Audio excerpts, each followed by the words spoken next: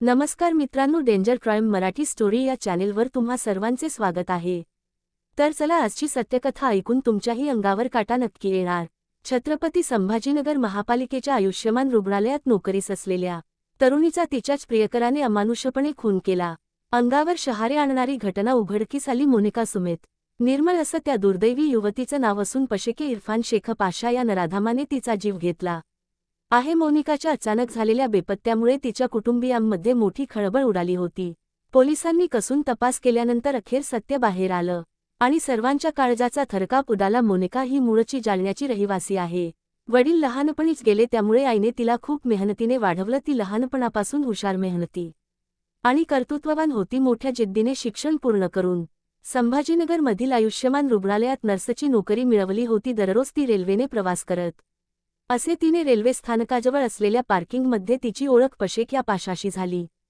सुरुवात सध्या बोलण्यातून सुरुवात झाली, हळूहळू ओळख वाढली, मैत्री झाली आणि मग ते दोघं प्रेमाच्या धुंदीत गुरफटले। संपूर्ण विश्वासाने मोनिकाने त्याच्यावर प्रेम केलं, पण तिला कुठे माहिती होतं की हा माणूस तिच्या आयुष्याचा घात करणार आहे। 6 फेब्रुवारी हा तिचा शेवटचा दिवस। त्या दिवशी पशेकने डाव आखला।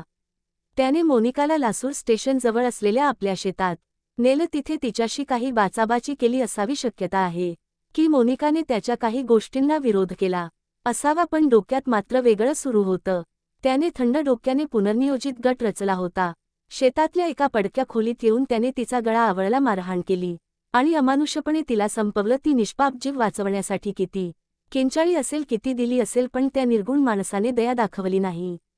हत्या केल्यानंतर पशेकने तिचा मृतदेह त्या पडक्या खोलीत पुरला। कोणालाही संशय येऊ नये म्हणून त्याने तिथेच माती टाकून साफसफाई केली आणि अत्यंत सरळपणे घरी निघून गेला।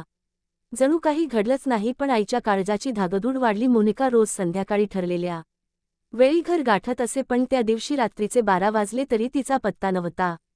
आईने सुरुवातीला विचार केला की कदाचित रुग्णालयात उशीर झाला असेल, पण नंतर फोन लावला तर फोन बंद। आईच्या मनात शंकेची पाल चुकचुकली। रात्रभर वाट पाहिली, डोळ्याला डोळा लागेना। शेवटी दुसऱ्या दिवशी घाबरलेल्या आईने थेट पोलीस ठाण्यात तक्रार दाखल केली। पोलीस तपासात सर्वांना मोठा धागा सापडला, पण शेख पाशा काही साक्षीदारांनी सांगितलं की त्यांनी मोनिकाला शेवटचं पशेक सोबत पाहिलं होतं, त्यामुळे पोलिसांचा संशय त्याच्यावर गेला। जेव्हा पोलिसांनी पशेकला चांगलं चकरावलं तेव्हा अख्ख्या त्याने गुन्ह्याची कबुली दिली। त्याच्या सांगण्यावरून पोलिसांनी लासूर स्टेशन जवळील शेतात जाऊन त्या पडक्या खोलीत खोदकाम केलं आणि तिथे मोनिकाचा निर्जीव देह सापडला। ही घटना ऐकून गाव हादरून गेलं। एक गरीब आईने आपल्या मुलीला कष्टाने वाढवलं, मोठं केलं, तिला चांगली नोकरी लागली आणि अशा काळजाच्या माणसामुळे तिचा संसार उभा राहायच्या आधीच उद्ध्वस्त झाला। या घटनेने मुलींच्या सुरक्षितेचा मोठा प्रश्न पुन्हा एकदा पैरणीवर आला होता। अशा प्रवृत्तीच्या लोकांना तात्काळ फाशीची शिक्षा मिळाली पाहिजे, अशी मागणी सर्व स्तरांतून होत आहे। मोनिकाचा खून हा फक्त एका मुलीचा खून नाही, तर ती संपूर्ण समाजाची हत्या आहे। अशा विकृत लोकांना कठोर शिक्षा झाली पाहिजे। मुलींनी प्रेम करताना सावधगिरी बाळगायला हवी, विश्वास ठेवताना डोळसपणे विचार करायला हवा। हे प्रेम प्रकरण संपलेलं नाही, तर ते समाजासाठी एक धडा आहे। दरम्यान पोलीस तपासाला वेग आला। संशयाच्या फेऱ्यात आलेल्या पैसे पाशाला पोलिसांनी कसून चौकशीसाठी ताब्यात घेतलं। सुरुवातीला त्याने वेगवेगळी उत्तर देत पोलिसांना चुकवायचा प्रयत्न केला, पण पोलिसांच्या सततच्या दबावामुळे अखेर त्याने गुन्ह्याची कबुली दिली। त्याने सांगितलं की मोनिकाला तो आपल्या शेतात घेऊन गेला आणि तिथे तिचा जीव घेतला, पण हत्येचं नेमकं कारण काय हे अद्याप गूढच राहिलं आहे।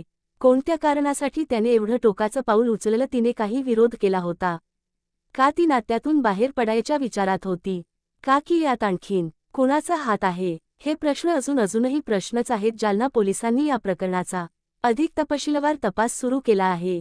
आरोपीच्या मोबाईल कॉल रेकॉर्ड्स, तिच्या हालचालींचा मागोवा घेतला जात आहे। या भयंकर घटनेमुळे परिसरात मोठी खळबळ उडाली आहे। लोकांमध्ये भयाचं वातावरण पसरलं असून मुलींच्या सुरक्षिततेबाबत गंभीर चर्चा सुरू झाल्या आहेत। समाजातून या अमानुष कृत्याचा तीव्र निषेध केला जात आहे। मोनिकाच्या आईने आणि कुटुंबियांनी आरोपीला कठोर शिक्षा देण्याची मागणी केली आहे। माझी मुलगी परत येणार नाही, पण तिच्या मारेकऱ्याला कठोरातील कठोर शिक्षा झालीच पाहिजे, असा आक्रोश तिच्या आईने केला। तर मित्रांनो, तुम्हाला आजची स्टोरी कशी वाटली ते नक्की कॉमेंट करून सांगा आणि जर का तुम्ही माझ्या चॅनेलवरती नवीन असाल तर नक्की चॅनेलला सबस्क्राईब करा।